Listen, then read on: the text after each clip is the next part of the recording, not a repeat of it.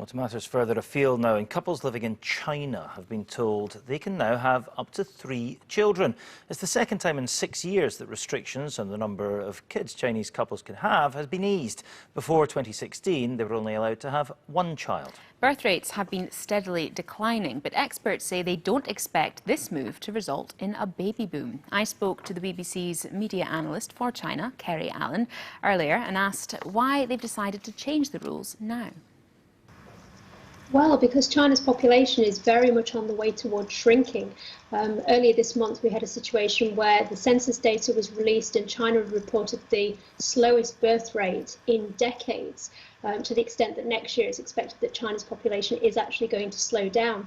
Now, a lot of people, the parents of the children born under the one-child policy, they're starting to retire. So China's got a situation where the labour market is shrinking, and it's expected nowadays that a lot of Chinese people between the ages of 20 and 40, they're working excessive overtime. So basically the labour market needs to expand if China's going to carry on going at the economic rate that it has been doing for the last decade or so. When they upped it from 1 to 2 children, that obviously hasn't made much of a difference. Do you think this will see a boom, or will it not make much of a difference either? It won't make much of a difference at all. I mean, I remember back in 2016 when the one-child policy was abolished, I was quite surprised to see reaction at that time on social media, platforms like Sina Weibo. People were saying that they couldn't afford to have a child nowadays, or they had too much responsibility because they were having to think of their parents, persevering with work and employment, furthering their education. They just simply didn't have the time or the money really to think about having a child. So yeah, I mean, that was basically, there were people who were saying 1 child we can't even afford nowadays, let alone 2, and yeah, nowadays let alone 3. So do you think that is going to be the same reasons why now people might be deterred in having more than 1?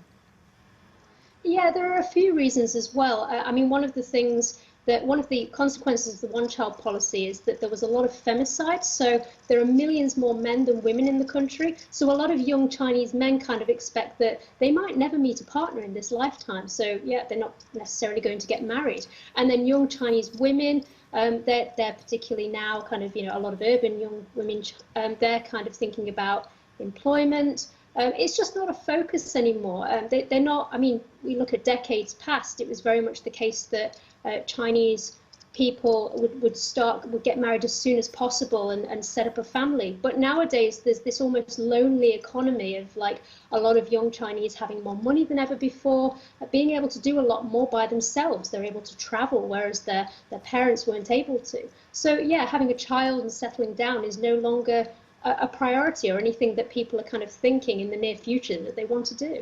If they are so worried about the declining birth rates, and if the shift to the 2-child policy didn't really make much of a difference, why not just remove the restrictions entirely? Well, a number of reasons. I mean, one of the things that China is very much focused on at the moment, like a lot of countries, is the environment, and with the population boom, there is a risk that yeah, if you open it up fully, you're going to have a lot of problems like pollution, consumption. And originally, the one-child policy was introduced in the first place to stop poverty, because this was a major problem in China. I mean, one of the big things under President Xi Jinping in the last year is that he's basically been saying that poverty has ended in China, extreme poverty. And he very much wants to hold on to that, to show that China is a thriving nation, that people were richer than those born in the Mao era or further down the line. Yeah, the children of the Mao era. So he wants to very much, maintain his control on the Communist Party and not show the kind of, the embarrassments of the previous decades. So yeah, very much to kind of maintain his grip on power and show that Chinese people are happier than ever. But yeah, as we've seen from social media comments today, they're not in response to this. A lot of young Chinese very, very critical of this and not particularly enthusiastic at all. OK, Kerry Allen, thank you so much for sharing your insight with us tonight.